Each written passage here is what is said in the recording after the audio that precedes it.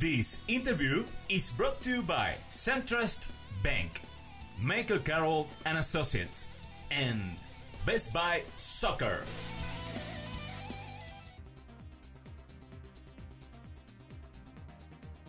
I thought the 2011 season was a strong season for us in the sense that as an organization, I think we started to move forward and progress.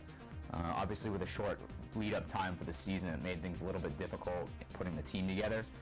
Clearly we need to get much better on the field, but the fact that we were still able to get one of the largest average attendances that we've ever had as an organization with such a short lead-up time, as well as poor performance on the field, I think it speaks great volumes of what we're doing in the community and what we're doing with the partners that we do have, and growing toward that goal of filling up that stadium.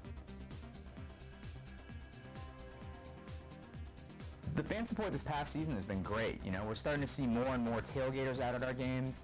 They're starting to get a little bit more organized, as well as new groups coming up. But always there can be more. We need to fill up that stadium. That's a goal of ours, and continue to grow. So we hope that more people come out. We know that people that do come to games have a great time. They enjoy it. It's a great deal in terms of the cost and pricing. So hopefully we can garner more interest from more fans out there.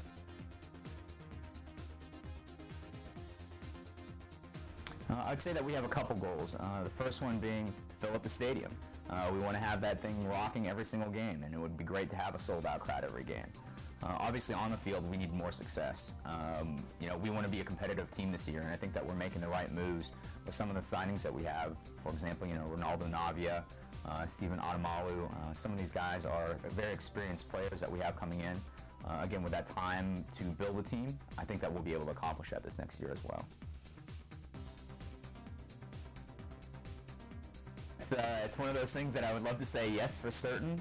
That's obviously a goal of ours, is to win a championship here. Whether that happens or not obviously remains up to the soccer gods to determine whether or not we've put together a team that will actually compete out there. But it's interesting. Minnesota last year, who ended up 6th in the regular season, ends up winning the championship last year.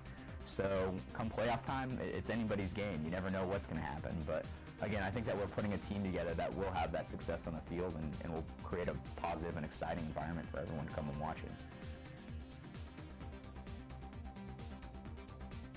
With the community, it's been a big initiative of ours this past year. In 2011, it was something that we took a look at ourselves after the last successes and failures of the team, and sitting there and saying, what do we need to do differently? And one of the things that we came about out of that conversation was we need to get ingrained into the community. We know that what we are, we only have limited resources in certain ways, but one of the things that we are very good about is getting into that community, and we need to get more involved. So we'll have programs with the Boys and Girls Club this year.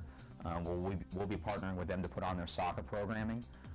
This last year we got very involved with the Special Olympics for Georgia. But we do a lot of events outside in the community, local youth soccer programs. Last year we did a kickback program which raised funds for local youth soccer programs. We also got involved with UNICEF with a Japan Relief Night this last year.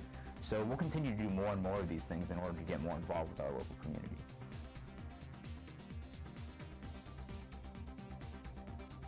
Yeah, referees, are always a contentious point for, I think, any league at any level.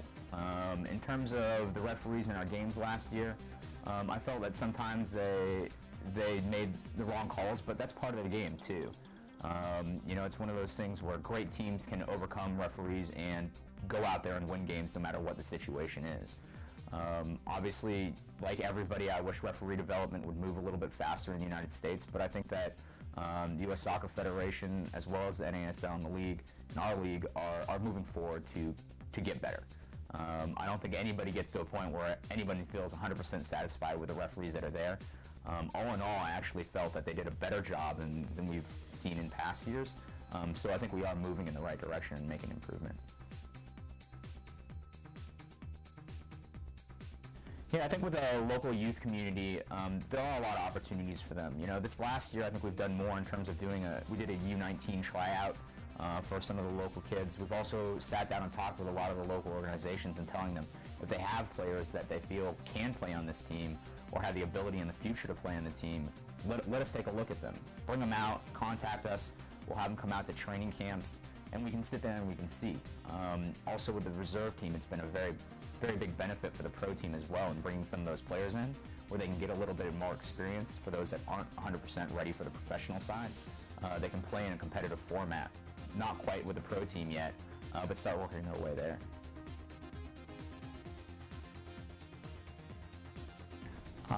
My message to the Atlanta community, and especially the Atlanta soccer community, is support your local team. You know, there's a lot of talk where, oh, you know, the Silverbacks aren't playing in Major League Soccer. You know, uncertainty and not understanding what the NASL is as being second division soccer in the United States. But people that come out have a great time. So I would ask that, you know, everyone come out, come check the team out, and get behind your local team. You'll be surprised at the quality of play. And again, I think you'll have a great time when you do come out.